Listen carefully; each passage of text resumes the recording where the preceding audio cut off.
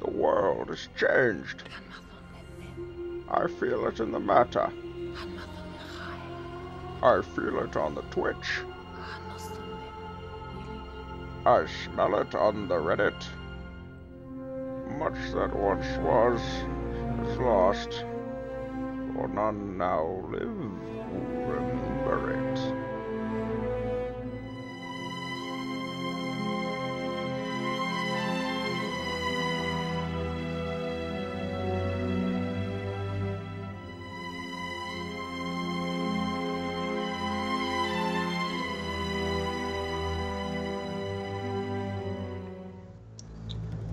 Welcome, ladies and gentlemen. Here we are. Once again, this is Coin Clash 2. We had so much fun the first time. We're going to do it again. I am joined with Swim and Panda helping me cast and host this lovely tournament. How are you, gentlemen? I'm having one of the best days of my life, Flake. Thanks for asking. I'm gonna have the best day of my life after this event. So okay, so we are 2 for 2 on best days of our life, which is fantastic. That is an awesome clip rate, a success rate, a life win rate of 100% right here today, which is absolutely fantastic. And you guys just saw the teaser trailer, and if you know anything about what's going on in the world of high stakes television, Amazon just acquired Lord of the Rings, and they're looking to spend about $1 billion to make this TV show happen, and that's where all the money for production went. So if you like that teaser and why it seemed a little bit sketchy, it's because all the budget is in the Amazon television series. But it's good to have you guys. Now, Coin Clash is a very unique tournament. It is sort of a head-to-head. There's nothing really on the line besides bragging rights and the fact that we're here to entertain you. There's going to be 5 matches with very unique circumstances because you guys in the chat will help us decide who the winner is. It's not just about winning 2 rounds. It is also about, you know, impressing you, the crowd, impressing us, the casters, as figuring out, you know, who brought the spiciest deck. And we had such a great time doing the first one, so we did it again. So Swim, I want to ask you, are you excited? How you feeling about this? This is kind of a top deck baby, and I want to know exactly, you know, your hype level for this one. Oh, I'm looking forward to it immensely. I don't know. It's one of the best times to have one of these more meme style tournaments because right now, more so than ever, there's just an opportunity to just, you know, it's kind of the only way to have, like, you know, something really, really, truly new and fresh right now. Yeah, well, there's nothing down the line. Roadmap is slightly delayed, so this is going to be kind of the roadmap to the roadmap with the extra directions and all the other fantastic, awesome stuff associated with it. Panda, how are you feeling? We can see the names of some of the decks that are coming over here. Does any of these deck names catch your eye to any degree at all?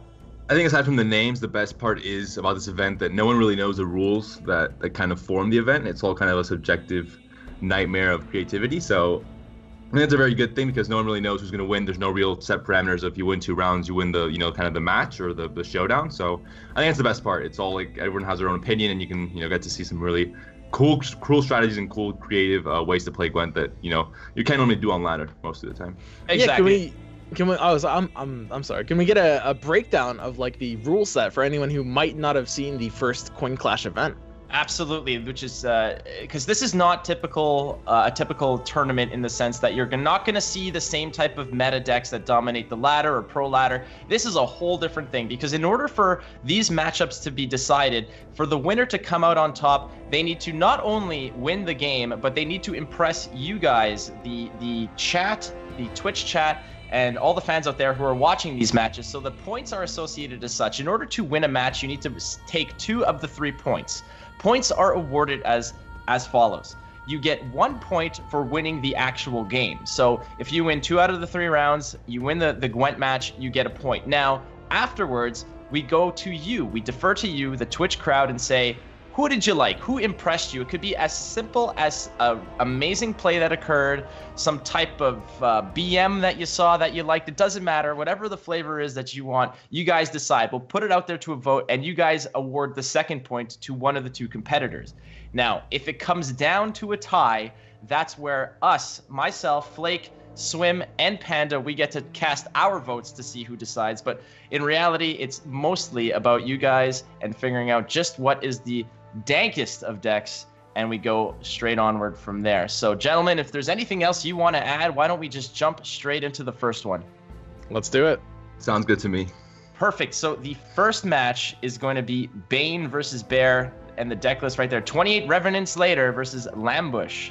The FK Eskiel. Oh, I can't even. There's just so That's much. a weird name. Let's not even. Cream a walk.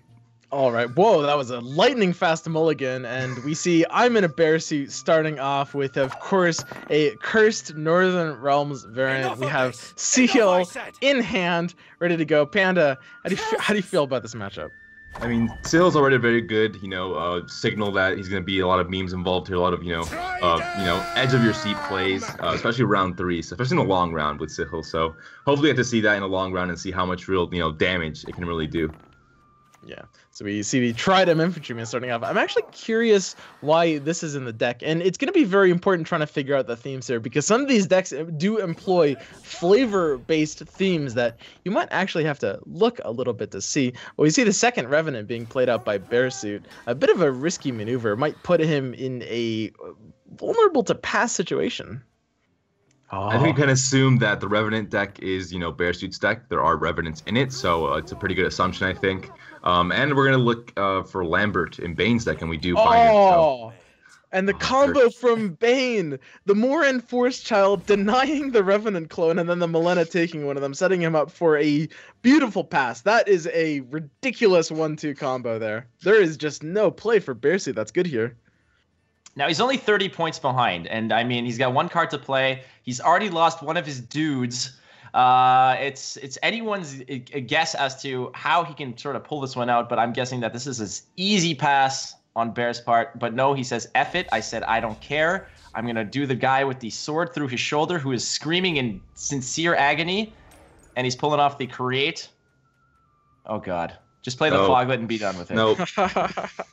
No RNG for you. The gods did not favor you. I mean, 30 points behind on even cards is never a good signal. And with the Revenant being stolen as well, it's just a smack in the face.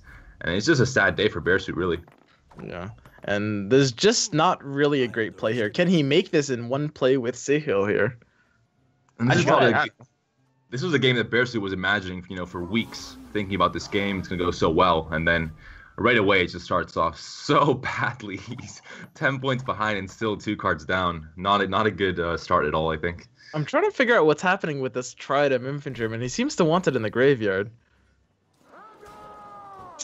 There's a lot of posturing here. A lot of saying, you know what, I don't even need my own cards. Let me kill them with this giant mace that has a face on it for some apparent reason, made by some skilled blacksmith who was able to create a Morning Star with a sad face on it. Nonetheless, he's just tossing his own dudes in his own graveyard saying, I don't need card advantage. I don't need cards at all. You just keep going, and I will just keep ruining my own dudes. Okay, so we see the dry pass coming out from Bearsuit. This is going to do a great job in helping him secure only a -2 card advantage going into round 3. Which is not that bad. I mean, it's maybe, with Sihil, you can do crazy things in a long round, but I'm not sure if this crazy. We're going to have to find out very soon. And Recon for Baine, pulling out. Yeah, that's enough. 1 point is normally enough. That'll do it. Normally. In most, in most scenarios, most variants of Gwent. Correct. There are some Antarctic variants that are kind of different rule set, but in this variant, it does work like that. We don't have any high-level mathematicians who can properly explain to us why 1, in certain cases, is not quite bigger than 0. But in Gwent, it does. We have that sort of certainty that we can rely on. Yeah. And as we see, Baine has a Crushing Trap plus Ambush themed deck. What do you guys think about these 2 decks? Which is your favorite between them? I think Bearsuit's gonna have a hard time because if his strategy doesn't work, his deck is really not gonna work. So if the deck works, perfectly, then it's gonna get a lot of points. But otherwise, if it's disrupted in any way, like we saw in round 1, it's gonna really fail pretty badly. And that's kind of what's gonna happen here, I think, for Bearsuit. Cursed Northern Realms was something that I toyed with as soon as the Revenants kind of hit the scene. It was a lot of fun. It's very much a snowbally card where you either win by a lot, but I don't think it has long game potential, unfortunately. It's a very much a 1-round kind of, crush your opponent and then just take it later. But, I mean, again, I think that there's a very big element here of Bear saying, I'm going to beat myself. I'm not going to let you do it. I'm going to let you just play your ambushes, and I'm going to, once again, just kill my own dudes and, call it a day. Go home and just pop in a Pop-Tart and say, this was not a good day. Oh, the Malayan, the Elven Mercenary. The rally for Elven Mercenary. Oh, it's going to be Trapper instead. He's not going to kill off the Revenants. He's waiting for his time to shine. But yeah, it's just not looking good for Bears. I mean, you said, the 1 round Flake, but I think he's not even going to find that 1 round where this deck's going to work. So unfortunately for him, he'll cheat. Maybe in round 4, it's the round he's waiting for. But in this game of Gwent, I think it's looking pretty grim for Bearsuit. Yeah, I mean, you see Ben not even worried about the crushing trap on these kid-winning Revenants. He's got his eyes set on that Lambert. He knows he doesn't have to keep them out. He's just going to let them keep cloning themselves over and over again and just smash it as a finisher with that Lambert in hand. Exactly, like you said, I mean, Lambert is pretty much the perfect counter for this deck as well. So right from the start, Bearsuit was, it was a tough hill to climb, and it seems that Gravity just was the better opponent here. That Gravity will get you every time. There's no dodging it. How many points is this going to be worth? It's hitting, I mean, the Damn Sorceress doesn't clone, so it's only hitting 6 off of 3 each. So it is a 26-point Lambert, which, of course, will just always overtake this. It looks like Baine will be taking game 1 here. They just kept multiplying. They just kept multiplying and multiplying and multiplying. It's like you feed one pigeon and they just keep showing up. Baine taking his time thinking about what unit to hit. It's a tough decision. Oh, he found the right unit. That was the correct play. It was absolutely that particular Revenant. That was the key to all salvation, and he found it. So good for him. That is a solid win by Baine. Amazing. Lambert never fails. I mean, every single time Lambert has made it, either through actually winning the game or with the fan vote. So Baine going for the guaranteed win, I think, with Lambert in the deck.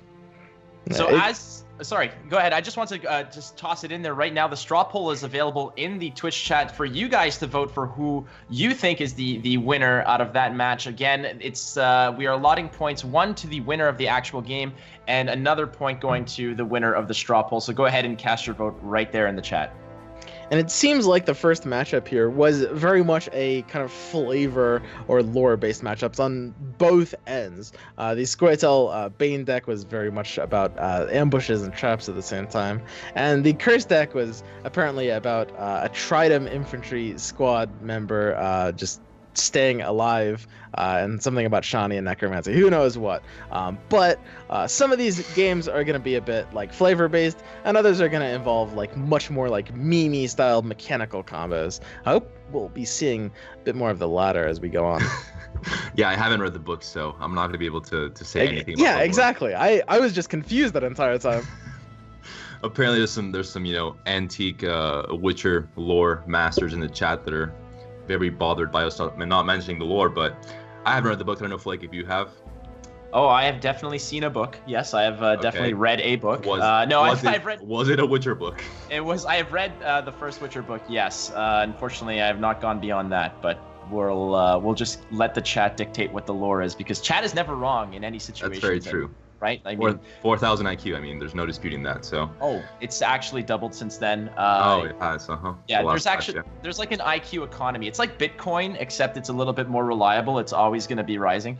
So, just to give you a little update on the actual poll, there's a clear runaway winner on this one, which I don't think will recover. But Baine has won the poll on this one with a massive 74% of the vote. So I think this is just a strict 2-0 for Baine on this one, who took the actual game and the poll. So we can give this one straight away to Baine as the victor. There's the big X, as you can see. Amazing. Those are some high quality Steven Spielberg-esque graphics that you're witnessing, ladies and gentlemen. Are you ready for the next? Man, I gotta say, I gotta agree with that one. I mean, the bear suit like flavor thing, just it's not able to grab me as I didn't read the books or don't know whatever the lore reference that was. So I gotta give it to Baine as well there. Anyway, we should be able to get into the next set here. Is that right? Slavery in 2K18 versus horsing around. Now, boys, before we get into this, any guesses on these names? Because slavery has got to be slave hunters, right? You assume so. I mean, I hope so. Otherwise, there might be some different connotations I don't want to know about. But let's hope it's a North we're going to be seeing. And then horsing around is looks like a lose more variant with dun banners. You might be looking to strengthen those dun banners and send them back with the Neki to get them out again. It's definitely based on the dun banners in this way. That does sound like fun. I want to see some strong horses strutting out in round 3. It looks like this matchup is going to be a lot more mechanically memey than flavor or lore oriented. This is actually a very interesting opener here. Did you see Crash, of course, playing with his horses, and a Magus of the Moon bringing the slave-centric deck? And right away, you were correct, Swim. They are indeed slave hunters, thankfully. Yeah, we'll have to see if he has any. Here's the Sheila de Tanzaville, ADC already for another Temerian drummer. So Crash taking the tempo lead right away, and he's got Witch Hunters as well. Huh. What is he doing? I'm guessing that there's a significant thought process going on in his mind right now where he really wants to put a premium drummer on the board because he looks like a complete idiot. But that's just me. It's pure entertainment value. Because if you notice, is that the only premium that he's got going on? Nope, there's a few more. And no, I can't see. Yeah, Marguerite is definitely shuffling around. She's doing a little bit of a dance there as well. Absolutely. See, here I think we're looking at a lot of small units for Crash's deck for the Triss, I guess. So we're seeing a lot of functional small units in Northern Realms all played together, basically. I think with the drummer. And there's the Slave Hunter immediately taking that Tormented Mage. Pretty decent 12-point card. But basically, it looks like Magus of the Moon is just going to be enslaving Crash's units. I'm still trying to figure out what Crash is doing here with his deck. I mean, we also see some shackles in Crash's deck, and Marguerite is also enslaved, so maybe he's bouncing off of that slave theme and just also incorporating it into his deck as well. Could be. Stealing the theme? Yeah, stealing the memes. Slave driving the theme of Magus's deck. So there's some style points right there. You're slaving the slaver. Oh, God. Recruit pulling Slave Hunter on a 3. That is a pretty solid 15-point thinning play right there. I don't know. I'm still really confused what Crash is doing here with his deck, guys. Yeah, I don't know either. We're gonna find out very soon. That Shackle's not very high tempo. Not a play you normally see on the standard ladder, but of course, in this meme matchup, we're gonna see a lot of that. So get used to it. I guess he's intentionally putting low tempo plays into his deck to increase the rate at which the Dunbanner horses come out. But what's his plan after that? He doesn't seem to have Naneki to put them back. I think he just started thinking about the horses and he kind of got distracted, so he forgot to finish the rest of the deck and just threw it all together quickly. So that might be the reason here. Around. It is. I think he got very distracted with the horses, started watching horse documentaries or something. Could be. It's an option. Maybe drunk horses as well. We do also have the nice flowing keg of Mahakamail. He hasn't played it out yet either, which is pretty interesting. And there's the BTM. That's another, I guess, form of enslavement because he is stealing the points there. And here come the idiots. This is my favorite Joe Snow line of all time. And there's a Triss coming down. Slowly, she's going to start ramping up and getting quite a few points per turn, but it's going to take a few turns to get there. Yeah, and we're still giving the pass opportunity to Magus if he does want it here.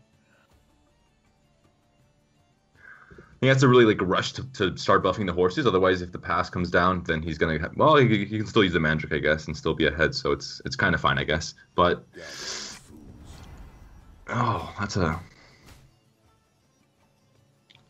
a solid play all the way dating back to. That's a violent play. It's like a gladiator battle right there in the front row. Yeah, so Magus of the Moon's deck is obviously just based around forcing the opponents to do his bidding in every way possible, running BTM and Treason. And Crash's deck just seems to be super random. Unless I'm missing something. It's the horses. It's the horses, Swim. They're distracting. You go into that rabbit hole, you don't come out. A lot of drummers, though. I mean, he has a good beat, at least a good, Yeah, absolutely. If ever there was like a high school band competition, we know that Crash would probably be favored in that, given the fact that he's got more drummers than his opponent Magus. And we see Magus bringing the Slave deck, but Crash is playing Radovid and not Magus. So I mean, maybe they kind of switched decks. It's like a Freaky Friday thing with the decks, and they kind of got shuffled together because it might be. I mean, we see Shackles as well. Something is definitely going on here. Something very freaky. Not sure what though. Yeah, I gotta say I'm liking the theme of Magus's deck. He's going all the way. He's got Muzzle. He's got Blue Dream, Vico Varos. He's able to basically not a single card he's playing is actually playing his own cards here, right? So far. And we see the Hurriquax. So it's fulfilling the horse theme. And is that a horse though? Yeah. I mean, it's a unicorn, isn't it? Yeah, unicorn is a horse. Not really. Oh, let's not get into this debate. I know a horse is a horse. Of course. A horse is a horse, of course. But in this case, I mean, have to buff it just a little bit. We'll be fine. Yeah, just 5 points. He can reset it. Whoa. Wait, is this an interaction that I'm not sure of? If you heal the horse up and then lock it and then unlock it, can it re-trigger its ability? Is that what this deck is playing for? It's running full D-Shackles and full locks. Is that actually a thing you can do? I mean, why else would he have this deck built this way? Yeah, it might definitely be. Do you think that would be kind of broken, wouldn't it? This is a legit pro strat right now, if this works out. Pro Ladder's gonna start seeing decks with just unicorns and shackles all around. The muzzle coming in. He's got it here. He's got the unlock. Here it goes. It's gonna be going off, and it hits the smallest units possible. It was a lot of work for absolutely nothing. But it does have It does have the one-time use. It shouldn't be able to use again if it gets locked and unlocked. Which begs the question: why is Crash running 7 locks? And is there there's no other chance to toggle him 2 times again with there's not really any locks left, so right? I think there's not a chance with Summoning Circle or Renew. Not unless there's nothing here unless Magus does it for him. So even if it was a possibility, we're not going to see it, so it doesn't really matter anymore. Summoning Circle coming down. Like Crash has painted himself into a bit of a corner here. Who do you think is advantaged in this situation? I mean, Crash does have a few points per turn, and that was a pretty, okay play. It's going to depend really on, Blue Dream, I think, from Magus, what it can hit. I guess Triss is available. And what Amir can hit as well. And the Vikavar. I mean, there's not really that much to steal. Crash's deck is kind of terrible, so that's also a good thing for Crash. I'll do what I can. So we see the Triss Butterfly come out. She's going to be hitting very low value here for Magus, though. It's just going to be a handful of points. Slave Driver gets returned. And the Ale Froth keeps ticking. The Renew on the Triss for Crash is going to be about the same amount of points here. These are not good Trisses. These are terrible Trisses. Yeah. It looks like Crash may be favored here slightly. It's going to depend a little bit on exactly what the Vico and Summoning Circle are pulling. What do you guys think? I think that it's definitely not a horse. I'm very confident about that. After a lot of analysis and a lot of, introspection, I'm confident to say that I'm more confident that it's not a horse than I am in pronouncing the name of that card. I'm also not going to pronounce it. Swim, do the honors. Hurriquax. Perfect. I've never heard a better pronunciation of that card. I was spot on. And Mandrake's not really going to hit anything either, so I think this might just be Magus's here. I mean, There's not much to steal, but it's gonna be close. The Yeah, it might be Mandrake close, hits the yeah. Margarita for 12.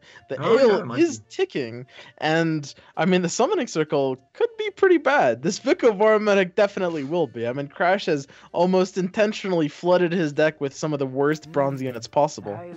It's a good strategy. I mean, he really thought ahead here. But he did find the drummer, and the drummer is going to be worth another 11 points on the Summoning Circle, but it will be blocking the Triss butt as well. The Ale will tick. I think Crash will end up taking it by a point or two here. The ale's still ticking. That is true. And Trish is definitely hitting more. Is it hitting more value? We see a lot of 6s lined up. Well, the 5 obviously resets it. So, and then Triss does it And by it's 1 point. Wow. there. My God. How did Well- Crash win this? That's actually a really fantastic question. I actually have no idea. Where were the horses? They just came out round 1 and then nothing else happened. I thought they were gonna come out getting round 3. This is not what I expected. I He didn't. basically played no actual value from hand, and his pony hit 3 strength units. What actually happened there? The Ale of the Ancestors just kind of carried him, and his own terrible cards ended up bricking his opponent's deck even more than his own.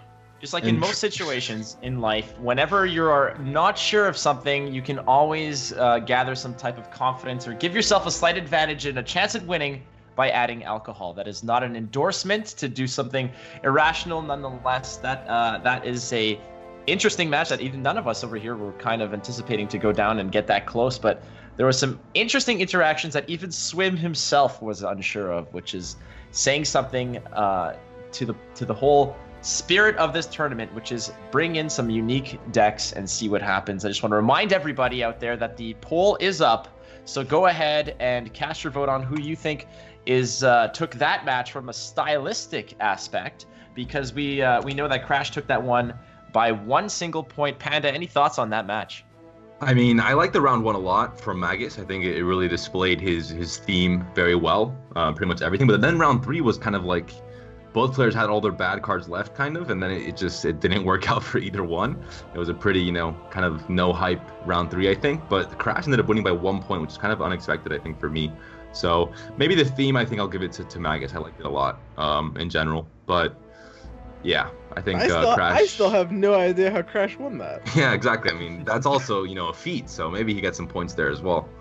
This is definitely a match that's going to go down in history as one of the most hotly debated and dissected over the years and years and years that we'll be looking back at Coin Clash 2. We'll say, do you remember, where were you when Crash Overlord won by 1 point over Magus? Because it is a milestone. It is now etched in time as one of those matches. And I just want to give you an update on the poll. A little bit closer than the previous one, but Crash taking the fan vote by 61% to Magus' 39%. So this is another clean sweep, a 2-0.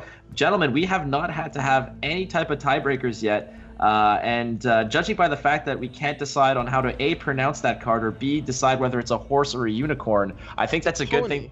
It's a pony. It's all right. Perfect. Well, it's 4 legs and has a tail and eats apples. We'll just all decide on that. Unicorns eat apples? Yeah, that's what I was going to say. I mean, I don't think so. Yeah. Do unicorns eat apples? No, apples is like too common. Did you for just them. assume it's diet? Did I just assume? Did you assume it's diet? Here we are already going down the road about being upset about that when we just played a deck called Slavery in 2018. Wait, what are the deck names here? It got into it too fast. This one was 100% win rate versus, I forgot what the second one was. I believe it's like Siri something. I could be wrong. I might have seen Siri, but I did see 100% win rate. So let's be honest. This one's already decided. Sporley's deck, I believe, is called 100% win rate. And Redmageman's deck is called Please Upgrade Your GPU. And we'll just assume... Oh. There is an issue in this game. It's a new version of Gwent. It's kind of like a slow mode version. So it's still, in beta, not hasn't come out yet. But they've been testing it for this game, so hopefully you guys like it. Wait, I think Redmageman is actually doing some counterplay here. I mean, Redmageman's deck is the Please Upgrade Your CPU, right?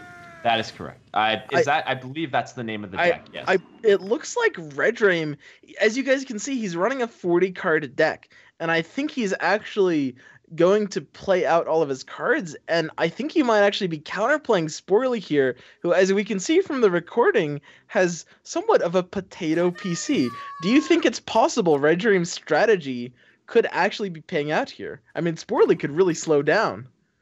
Ooh, see now if he hits him with the premiums, then it's definitely gonna happen. I mean, look at this frame rate. Like when we talk about like alternative win conditions like mill and such, sometimes when you're playing that 40 card deck with premiums against someone whose computer is essentially a hamster on a wheel, this is a unique strategy. This is actually groundbreaking, another groundbreaking moment here at Coin Clash, where using these kinds of strategies right now. 40 cards, 28 left in the deck for Redmageman, which is I've never seen a deck that has more cards in it than frames per second. This is immense. Yeah, and as you can see, Sporely has the counterplay already done. He's turned off his premiums, but will it be enough? This game is completely out of the Gwent client. This is purely, a mental game between these players. They've known each other for many years. They've been dueling, every single week. These meme matches that have been happening. On the contrary, I think the entirety of this game is the Gwent client. Look at this. This is. I just can't get over this. This is this is next level. This is like 7D chess. This is like slowing down. Watch the frames. I think at this speed we might see what the trebuchet actually shoots. So we could finally solve that mystery. Finally, I think it might be. People say it's a rock, but I'm going for apples here. I think it's just a solid crate of apples. I'm pretty sure at this frame rate we could actually see the people loading the trebuchet as well, and and we'll see the projectile in very slow motion. All right, so they did us a favor, and then there's a quick pass, quick round one. Nothing about that was quick, Flake. I think you're trying to reset the round, see if it fixes it, kind of like when you restart your computer. But it's not happening. It's it's still here. So. And he's given Redmageman control of the long round. Keep in mind, every card played could potentially slow down Sporely's frames further. Redmageman is using a strategy very similar to Axeman in that way. Giving them control of a 10-card round could be just as devastating here. It may be exponential, where every card he plays slows down the game even more. So obviously, long rounds would favor Redmageman here. There's the fog coming out. He's doing his best to keep the unit count low. When the unit count is lower, there will be potentially less lag if he's able to kill off some of these flashy premiums.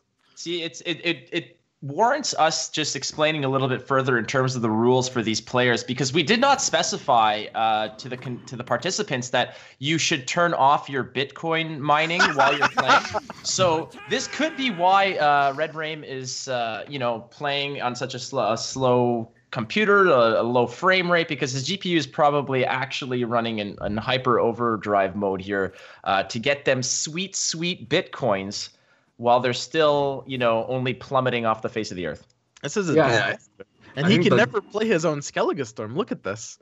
Oh yeah, that would definitely, that would be GG for Sporely. So no Skellige Storms here. Gonna have to discard that whenever possible. This is the nightmare matchup for Skellige Storm. And even with fog, I mean, that's a lot of nightmare matchup. There's the doo-doo against no units. Oh, he's risking it. This is a risky play. Look at those waves. That's too much. Those graphics are way too much. He is playing way over his head here. Oh my gosh. I mean, this is a man that's gone straight into a mental breakdown, I think, playing Skellige Storm there. It's just not something you could do. But at the same time, he's not really gaining value out of his hand, right? I mean, he's going to need to play the Dragonfire relatively early to develop any amount of points onto the board. And as we can see, Redmageman just roast stacking without any regard. Oh, going straight for the, what is that, a 7-point? Yeah, that's a great play, huh? Great value. Very good play there from Sporely. Now we're talking. There we go. There's the winning card.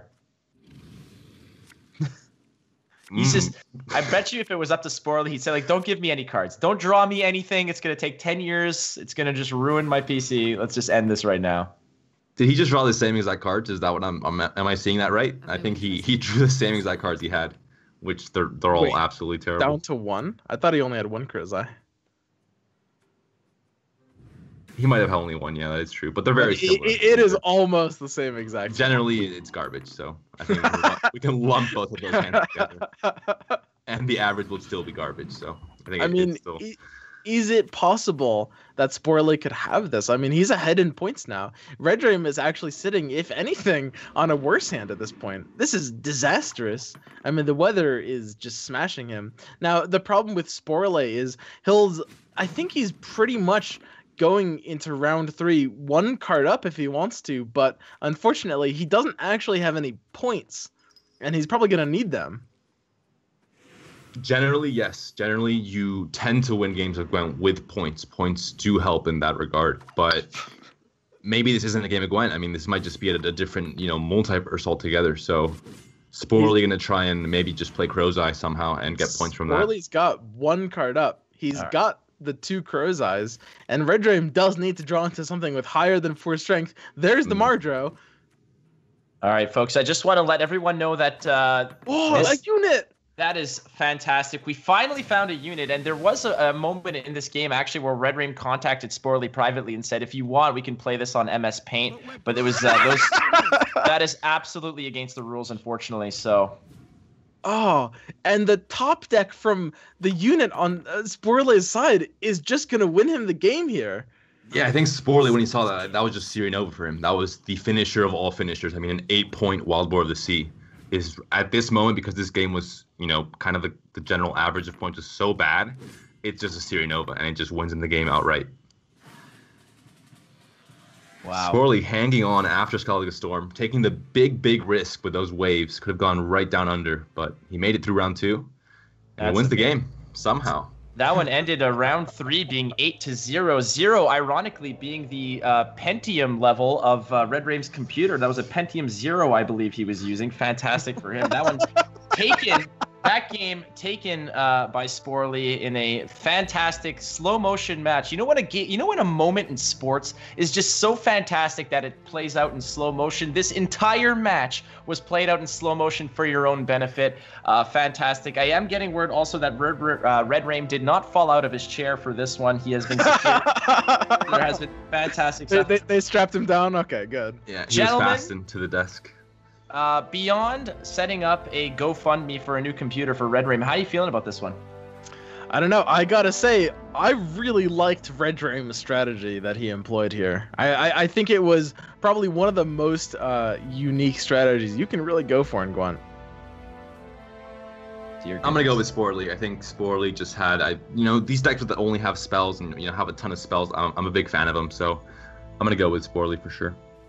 All right. Well, the poll has been posted, if I'm not mistaken. So you guys out there in Twitch land can go ahead and start voting and casting your votes for who you think won that one. And I'm pretty sure everyone here who watched that is is themselves a winner for being able to say that I was here when we dropped to 3 frames a second. It was just an immense achievement in technological amazement. Gentlemen, I can't even speak enough about how cool that match was, where in the end, frankly, it just seemed like whoever had a unit would win, and that's kind of what it came down to. All those crow's eyes and all that weather and all that nonsense came down to just a giant boat and a lot of armor. Looks like Sporley is quite a bit ahead in the fan vote, so that's another 2-0. Yeah, I think that's another 2-0. It's great for the fact that we honestly don't have to do anything about this. We just have to sit here and let the crowd choose the winner. They seem to be going they're favoring the actual match winners for the most part here. That's another 2-0 for Sporley. Fantastic. And another decision that is not left on our shoulders. We're not going to miss the names here.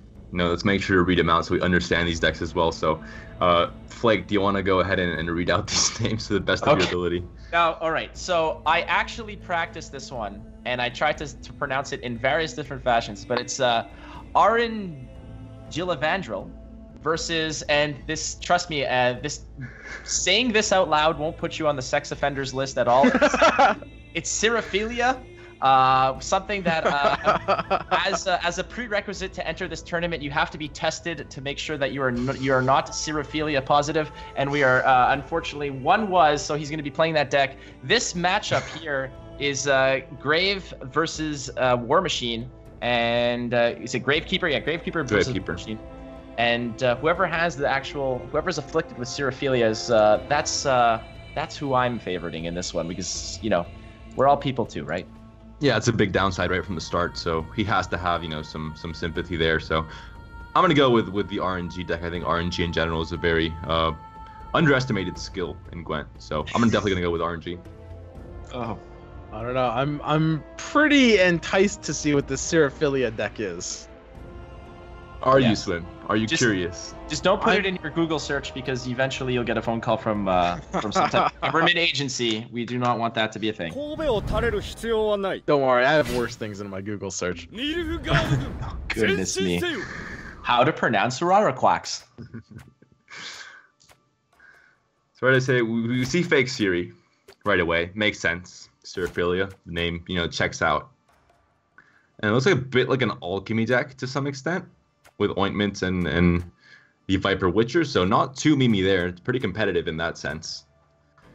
I think he's got to be going for the fake Siri in the opponent's hand here.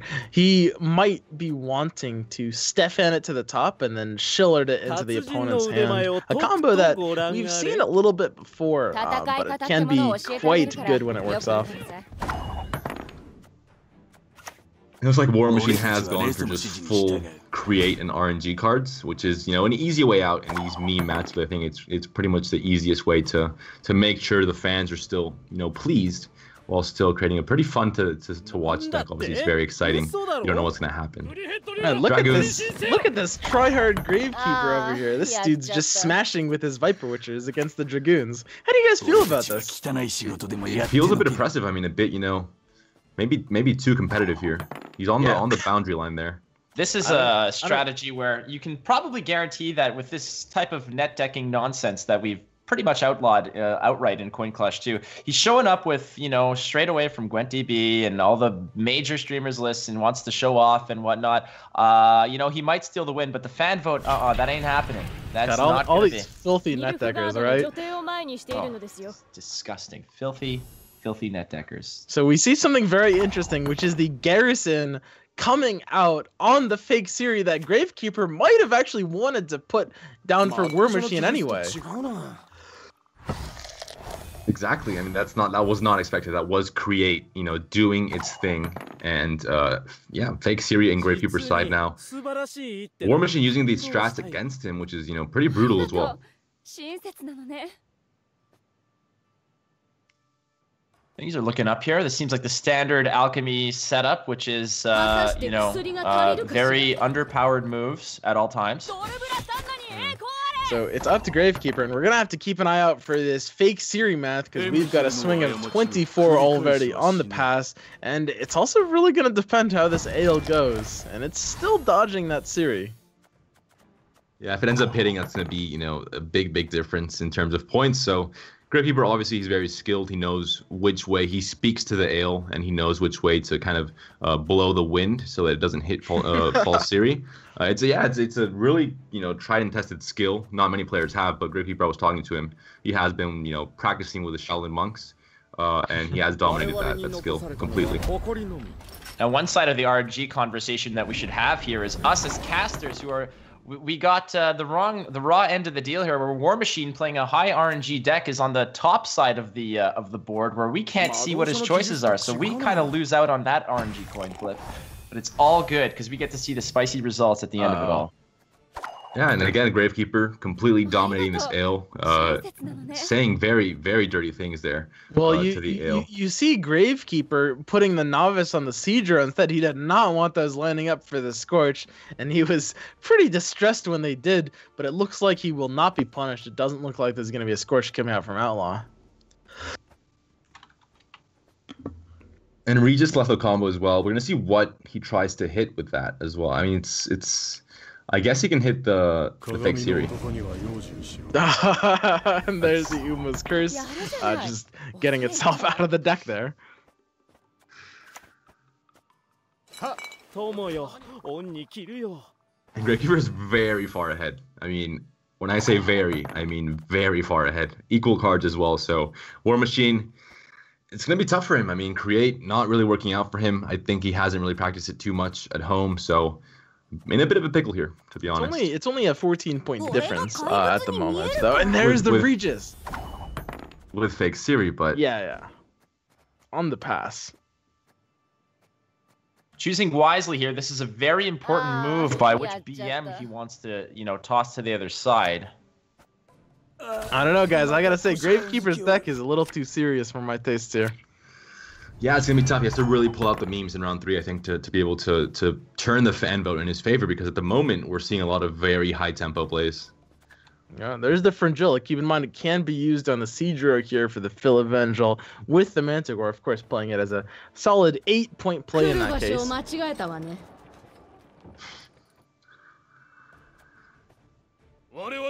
not looking great here for War Machine. He's a lot of points behind, but there is a very, very thick false Siri there on Gravekeeper's board. So for those people that have Sirophilia, they're definitely enjoying this matchup.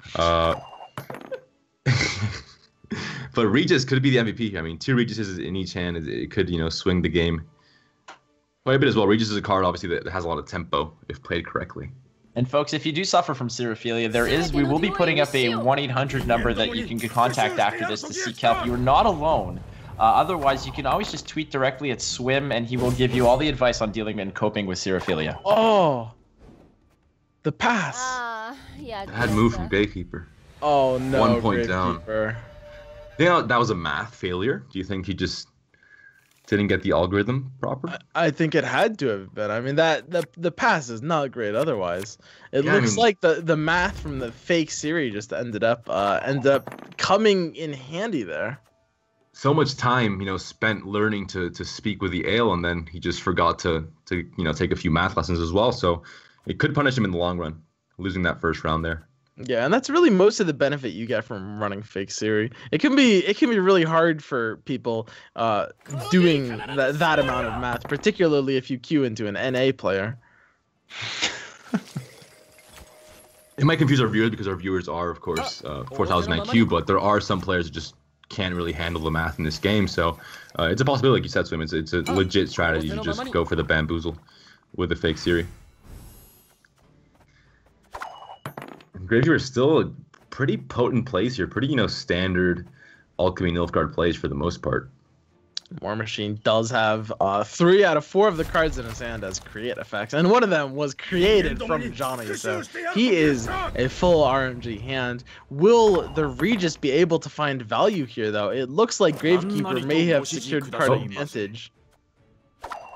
But now Fake Siri is not so good because it's obviously going to be a short round 3 possibly, and War Machine has control of the game as well. So War Machine a lot of control over this game, not so much over his cards. I don't know. There's not a great Fringilla there. It looks like Gravekeeper wants to use the Fringilla in conjunction with his own Siri to buff it up to the high point of whatever the opponent's playing. But he doesn't have Doo-Doo, which is kind of what you want with this combo. Yeah, just missing pieces here. Just a lot of missing pieces in general. I don't know. This could be a disastrous situation for Gravekeeper. He is only playing on one row, though, so he is dodging some value from our dwarven explosive master over there. But I think War Machine sees us out here. He just goes for it. Dives straight out of the round. Nice pass coming out from War Machine. Gives him the card advantage. And since both players have Regis in their hand, War Machine being able to play his last will, of course, give him a huge advantage because we might just see some Regis on Regis action later on. And that is what I came here for. I mean, that's really the highlight of this coin clash. Regis on Regis action. Keeper's hovering the Siri. I don't think Siri works the way he thinks it works. Yeah. He was hovering it. That would have been disastrous to play out there, but there's a Regis instead, realizing he doesn't have last play, giving it up, and trying to preserve the Siri combo here, but I don't think it's going to be enough. That being said, it entirely comes down to what the random rolls from War Machine Gwent's hand will be. discarding the Siri in favor of the Kahir. He does have a 4-card deck. He does have a 3-card deck, so the Kahir Calvit will show him every option he has left. But will it be enough? I don't think it will. I think just War Machine is really handling the create well here. He has a Guar, which is a card that can really get you a lot of points, and that's a solid 12-point bronze there as well, so no complaints there from War Machine. Cantarella round 3 is an iffy strategy. Does he have the draw power? If he goes for the... He can't go for the Letho because he declined the Regis. Letho is the last card in deck, and that is going to be found off the Kahir. So he is going to Letho the opponent's units into one big unit, fake Siri, buff it up with Fringilla. Is that going to be enough? He has the Viper Witcher on the siege row here. He's going to have a 26-point fake Siri. But, I mean, you're also playing a spy on your opponent's board in round 3, so it kind of cancels out. Yeah, it's going to be hard to do the math. This is hard. This is complex math even for us, but I'm going to just sit back and enjoy this, to be honest. There's the Calvit. I think War Machine has this. There's the 26-point Letho. Fake Siri is going to be going up to 27 points. Fringilla being -1. But War Machine's... Oh no! Oh no! Oh no! It's even bigger! Wait, does Aguera have this? Aguera should have this, but there's actually a chance it does not. Is there a Scorch possibility? Does he have this? Do you even want to Scorch your own unit? Yeah, you wouldn't. He could choose the BTM if he wants to go full random. He doesn't have great control options on Gravekeeper's board, and we have no idea what he's looking at here. Takes a zap. It's just a 7-point zap. Wait. So Fringilla comes out, buffs the Siri to 28. It swings back for 29, and that's so close, but it's not enough. Oh no. I think we know who won the fan vote, though. I mean, that was very well executed. But poor Gravekeeper just couldn't do it. Couldn't pull it off. Not enough points there. That was definitely a very interesting match, how that one wrapped up. It got a lot closer than a lot of us thought. A lot of interesting plays that went by there, and unique, win conditions and whatnot. But the story of this match still comes down to the fact that he brought almost an entire alchemy package with Witchers, which is like bringing a tambourine and an air horn to a funeral. People are gonna look at you like you're crazy. Like, why? You're not making any friends there, buddy. I mean, it was close. I was very much in favor of War Machine at the start, looking at Gravekeeper's deck. But with that final, play there, I liked it quite a bit. I think it worked out quite well for him. But the fan vote, I mean, it's quite close. Very, very close. Much closer than the last one, at least. And it's going to be tough to see who ends up edging ahead. War Machine is ahead right now, but we're going to let this go on for just a little bit more and see who ends up winning the fan vote.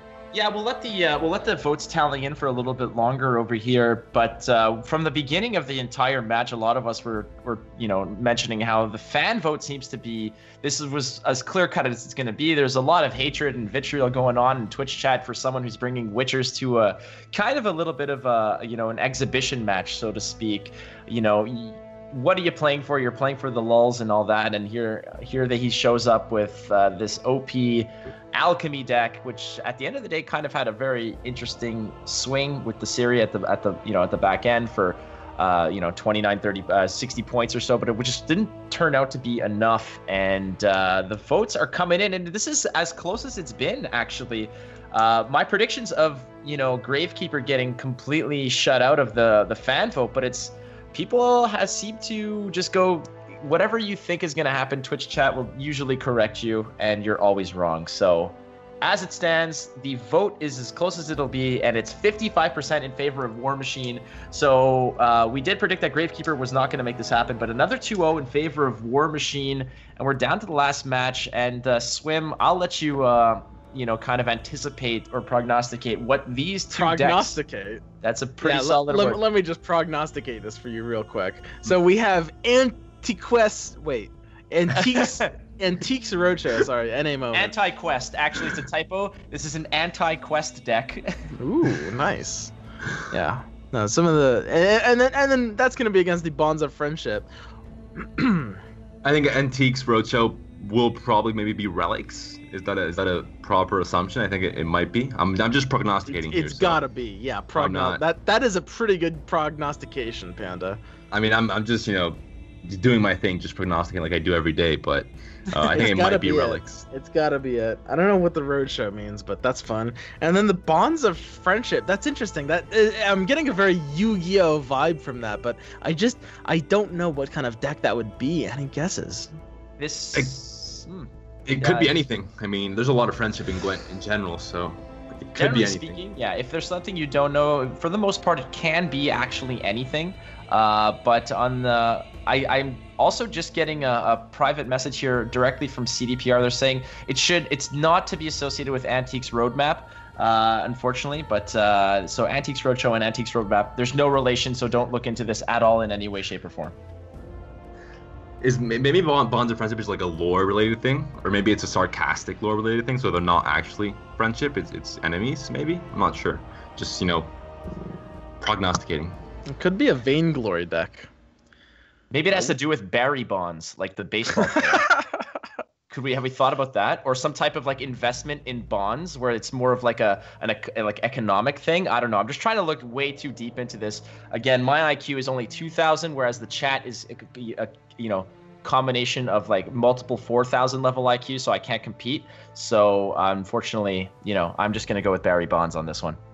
Could be shackles as well, like actual bonds. Oh my god. There's a lot of ways to read this. We're gonna go into the game because I'm just curious now. This is just Absolutely. I want to find out what this is about. So let's go right into the last game of this coin clash and see what these players have brought for us. All right, and for the final match, this is gonna be Redmageman versus Dunkora. What the hell is this? We are playing Gwent the Witcher game. This is Gwent. Am I the only one that's turning their head sideways, or is that? Yeah, this is interesting. Oh my. Now, what's amazing is if you do suffer from serophilia, usually what that happens is everything's kind of rotated 90 degrees in your head, so you should see this properly. Unfortunately for us who don't suffer from serophilia, we don't have that kind of, auto-adjust to the picture. Yeah, I've broken my neck, so I'm going to have someone help me out. It makes so much sense. Once this game is over. Antiques and the bonds because of the bond mechanic. I'm disappointed that I was wrong about the relics. I was guaranteed it was going to be relics, but I guess not.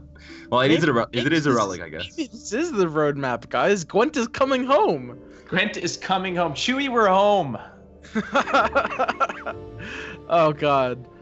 Oh, my. I wish this wasn't sideways. I feel like I could understand it better. Oh, the coin flip. There it goes. Why are there numbers on the top? I'm not too sure. Is that a calculator or? Those are points. Those are points. Yeah. Oh. Yeah, those are the points. In the antiquity of Gwent, they did master the very basics of digital calculators. Oh, here's the Stennis coming down. And for those of you guys who don't know Witcher 3 Gwent, this is a casual 5-point draw 2 spy. He's going to hit it up. And he finds Vernon Roche and Yennefer of Vengerbergu.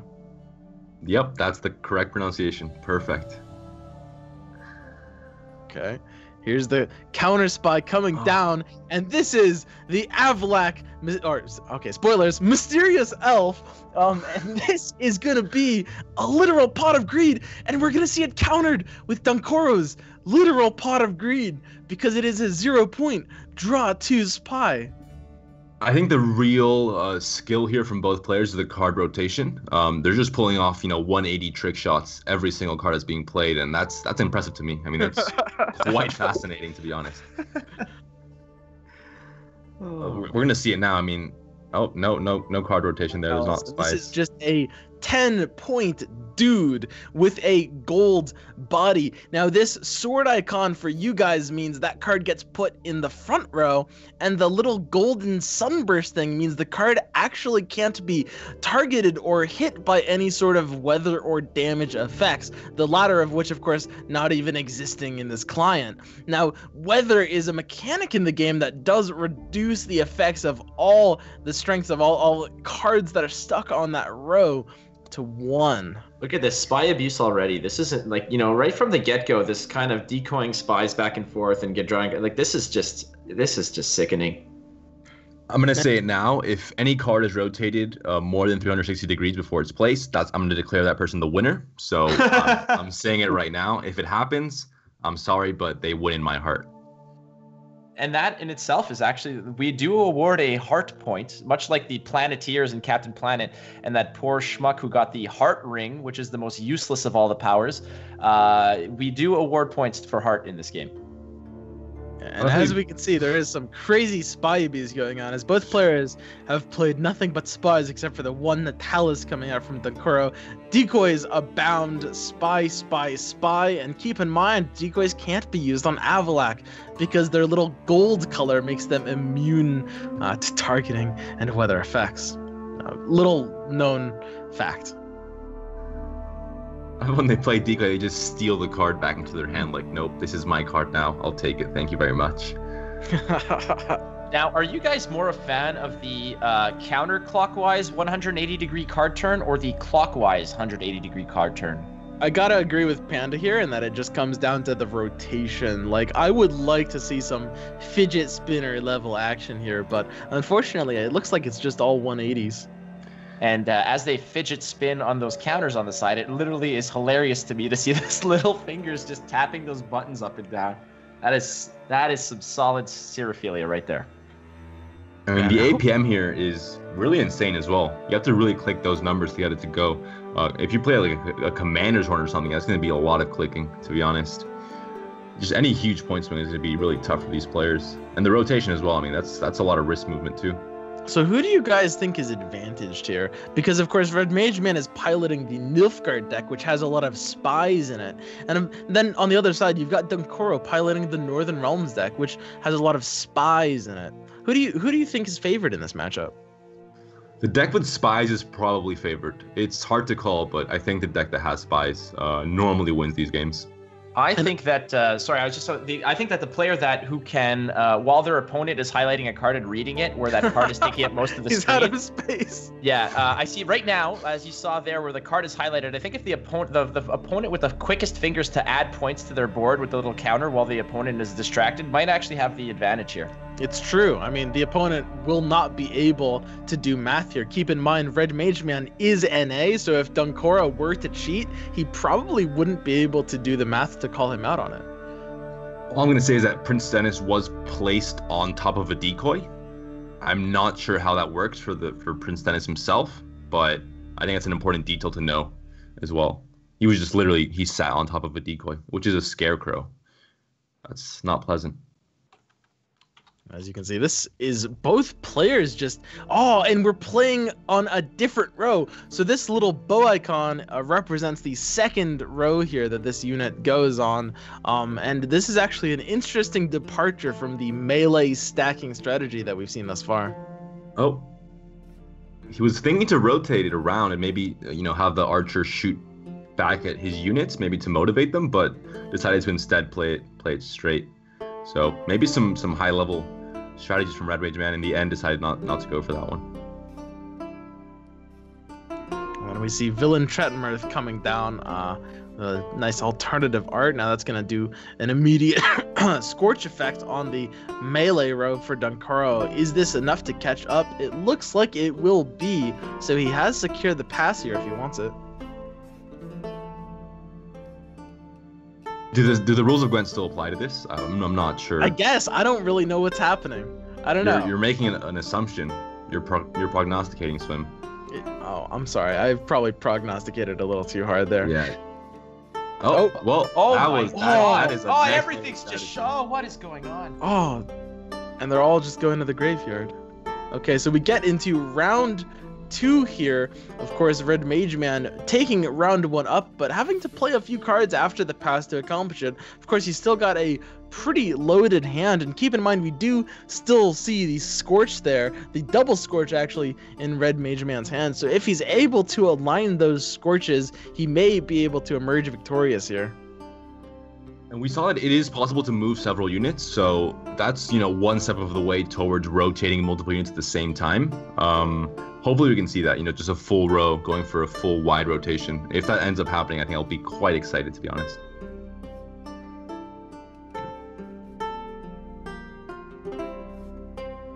So it should be Mageman's turn first here. And keep in mind, guys, we are actually operating under faction passives, which means Dunkoro, when he does win a round, he will draw a free card. That is a big deal, and that might be part of the reason Mageman overcommitted so hard for round 1. He might be trying to go for a 2-0 because he knows that if Northern Realms does win a single round, he will draw an extra card, and that is a big deal. Alternatively, Redmageman, as the Nilfgaard player's faction ability, is that he wins on a tie, which is, of course, almost completely useless.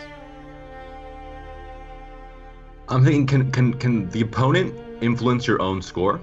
So can they add numbers to your score? Is that a strategy that could be used? If you're not paying attention or you take an ill-timed bathroom break, I think absolutely, Panda. A few points here and there could make the difference. So I think both players obviously very, very wary of that. Looking at their scoreboards, now it's 0, very easy to keep track of. But once the numbers start getting high up, it's quite a bit harder.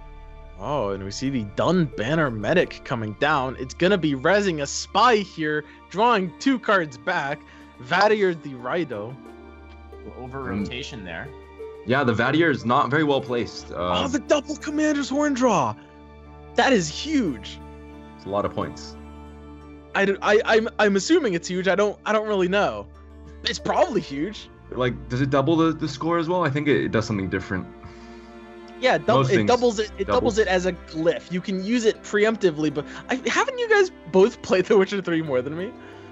I've played a little bit, but it was many years ago, and it did not look like this, so I'm a bit confused still. The environment itself is confusing me. So the Commander's Horn does double the effects on the row, but it does work like a weather, so you can play it preemptively and continue pulling units to that row. This full test ability from Dunkoro will be doubling the strength of his siege row as well, effectively representing another doubling effect that is row locked. So Dunkoro can potentially double the points on his entire board here if he doesn't want to push it out with these Commander's Horns.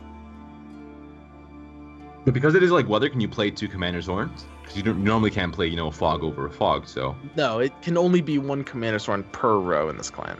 So just more of a assuring you get that advantage no matter what. But he will be able to smash this round 3 very hard. He does have the triple doubling effect, 1 for each row, which means his entire hand is doubled. He's got the bonds going off with the blue stripes commandos in his hand. I think Dunkoro may be in a winning position. It's going to be up to Mageman to find value out of his Scorches. Unfortunately, there's literally no way to actually deal damage in this game, so you just kind of have to hope the opponent aligns the Scorches for you. And Yennefer also in hand there. Does Yennefer also ping for 1? I guess not. I guess she does something completely different. Nothing does anything in this game, Panda. It is adorable that you that you think things do things in this game. I mean, I'm hoping they do, but I think I'm starting to follow that the fact that none of these cards do anything. None of these cards do anything. Some of the cards are pod greeds. That's a sad life to live in. Yeah, that's exactly right. This is like D&D for Gwent. Every card is either a Pot of Greed or a Celtic Guardian. That's pretty much it.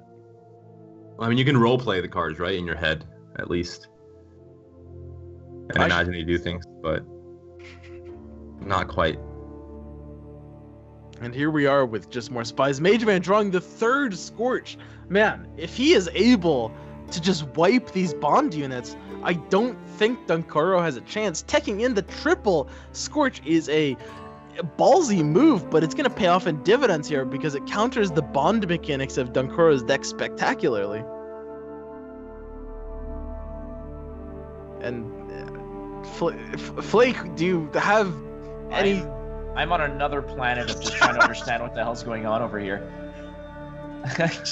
Going cross-eyed, just trying to actually just put everything sideways. There's little fingers going all over the place. It's just, it's like some really weird, like, director's cut of Eyes Wide Shut. It's just the most ridiculous thing I've ever seen. But I can't look away. I just can't look away. Yeah, I don't know about this whole sideways thing. Fortunately for us, though, we are able to see the score totals. We do see that Dunkoro is at a whopping 44 points to Mageman's alleged 4. I think Mageman actually has more than that, but maybe too lazy to actually input the numbers. I think it might have been tampered with, to be honest. I think I saw Dunkoro sneaking a few clicks there, so it could be that was tampered with. Uh-oh. Mageman just seeing this now, that it was indeed tampered, and he's going to start adding those points up. Oh, that's add a few not... more. Why don't you just add a few more, man? Yeah. Oh. All those points that were owed that were not on the board, just throw some in for interest, and it's fine. I think Redmageman is kind of abusing the fact that Dunkoro can't do math, and he's just adding points at random at this point. Yeah. In my world, at least, 20 plus 5 does not equal 26, but there may be some different rules at play here that I'm not aware of. Again, Redmageman just adding points at random. Dunkoro just playing spies, too distracted right now with the spy mechanic. What if this is the roadmap? What if Gwent really is coming home? I do suggest our viewers to really pay attention here because Challenger is being played on this client to fix the coin flip, so get used to this. That's the only thing I'm gonna say, really. Can't really leak anymore. Well, if Gwent is coming home, then everyone is pretty much gonna have to learn Legacy Gwent here, and this is a pretty good experience to get your kind of foot in the door in that way. Basically, you play spies, and then you just draw cards, and then your opponent kind of cries. I mean, if Mageman has enough card advantage here to play the Scorches, and we don't have a counter. Ooh, Did I just that? Did we all that was see an additional rotation. That was a whole other axis that we were not aware of. Dunkoro just kick flipped a Dijkstra. And there's another decoy. Dunkoro, he's got another spy. So we've already just determined that, besides the sneaky adding of the points, if you have any experience playing Tony Hawk Pro Skater with those card manipulations by flipping them and kick flipping them and all this other stuff, you have a significant advantage, at least from the style points. That's insane. Yeah, Dunkoro has my vote immediately, unless Redmageman can pull off maybe it's going to be hard, maybe a reverse ollie. It might win it, but right now with that kickflip, that was, pretty insane to, I have to say, I've never seen it before, so it's a new strategy, and Dunkoro has my vote right now. I don't know, this decoy that Dunkoro drew off of that last spy is just a huge deal. He will be able to return the melee spy to his hand, play it again. I think he might have enough card advantage off of doing that to dodge these 3 Scorches in Mageman's hand. I mean, there's no hand counter here, but Dunkoro might have this after all. This is tremendous. This is amazing. Both players adding points furiously, trying to add faster than the others. Oh, Redmageman hit the wrong button there. Actually subtracted points, so big misplay from him. Well, that was from the villain Treadmirth scorching his unit. It was a mistake from Redmageman, I'm sure. Okay. You don't. Why would you ever subtract points from your own board? If you're sure. I mean, Dunkoro would subtract it in that case. This is Redmageman willingly taking points off his board. Who would do that? What sane, competitive individual would do that? No one. Both are reading the lore. Cool. And Dunkoro is waiting on the decoy on the spy. He has the opportunity to play it, but he wants to give it a little more time.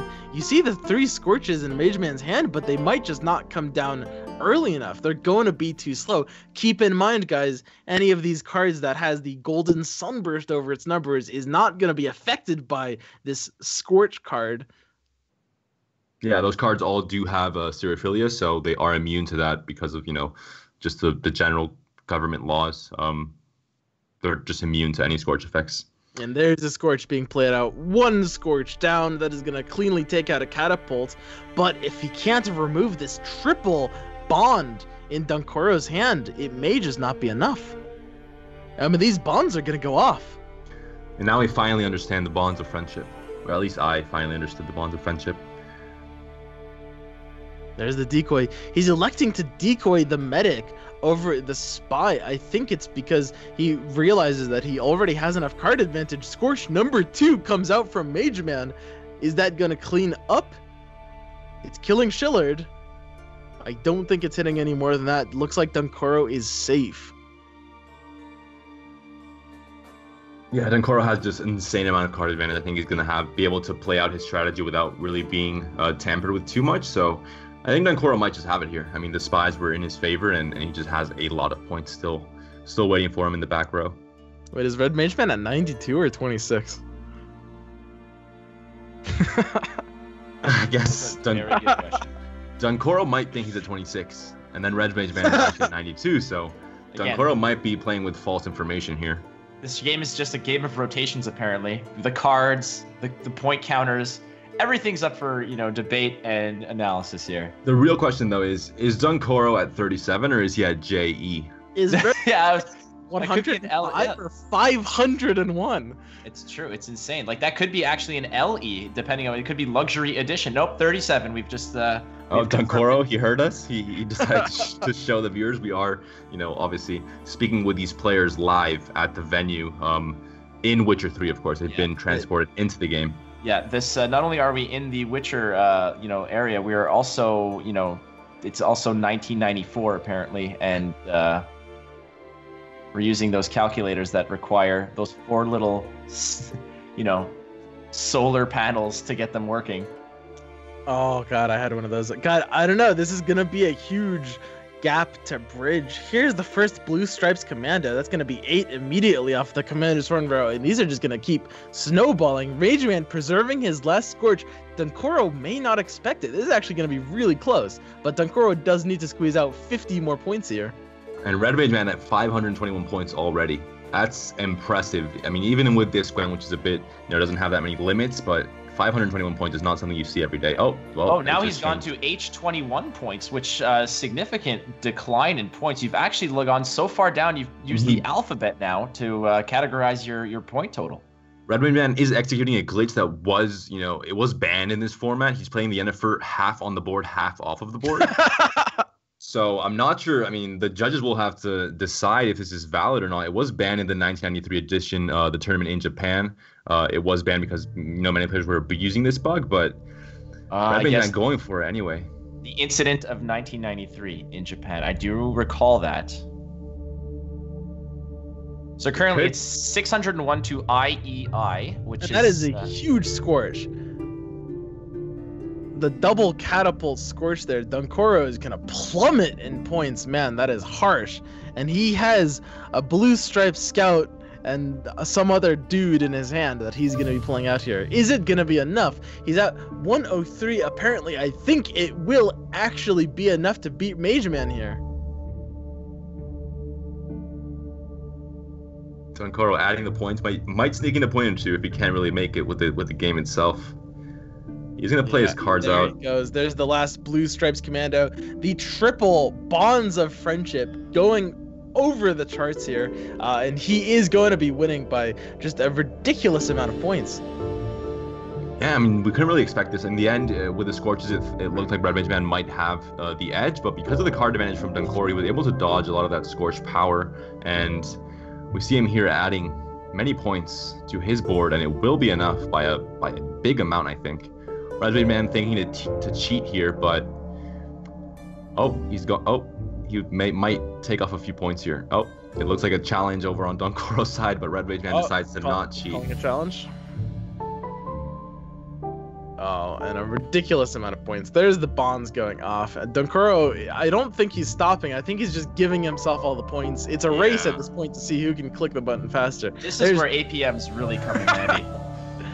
Okay, and there's the table flip from Mageman. Okay, and the table apparently was a lot smaller than we anticipated, or we were just so high up in the air that that table actually fell approximately 7 stories to the ground with a giant carpet on the ground. Immense, drama and suspense coming out of there. And I'll be completely honest, I felt like a neckbeard at a strip club. I had no idea what the hell I was looking at.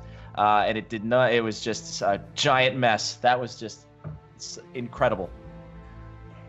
I like the kickflip. I think Dunkoro wins with the kickflip. To be honest, that was the moment that I knew that this Gwent is worth pursuing in the future.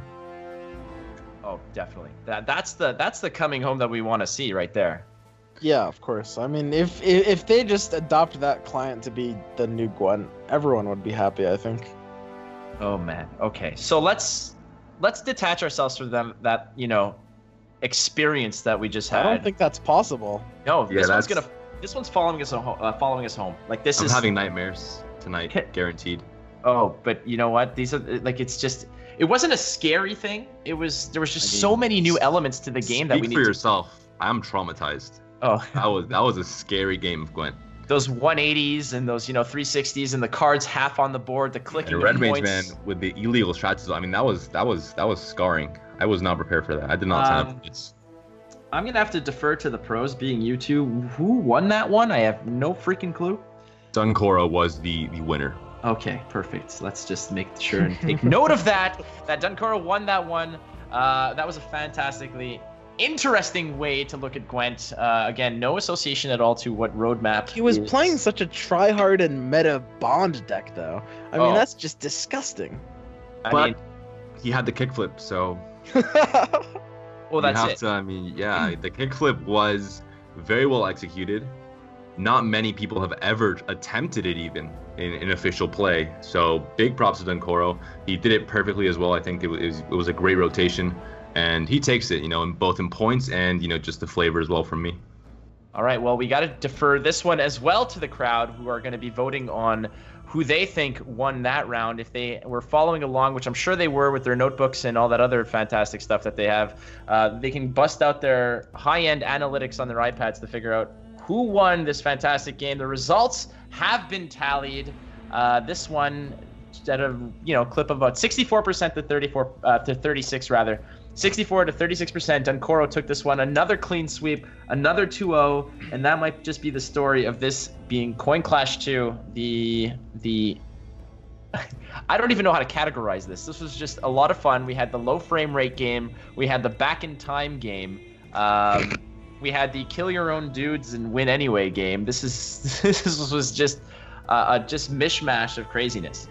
I think every 2-0 also cements the fact that maybe memes are competitive, because every single deck that won ended up winning the fan vote as well. So just a correlation that might have, some I'm just prognosticating here, but it might have some value if you think about it.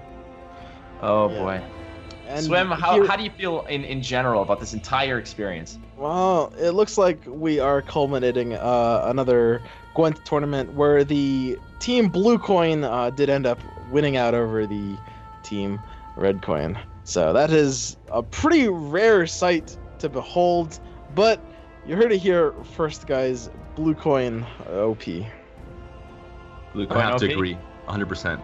It was great casting this with you guys. It was a very fun experience. Like always, I mean, Coin Clash is a very different way to a very different perspective to view Gwent in general, I think. So I hope the viewers also enjoyed it. I think it was quite fun, especially the last game was, a big surprise to everyone, myself included.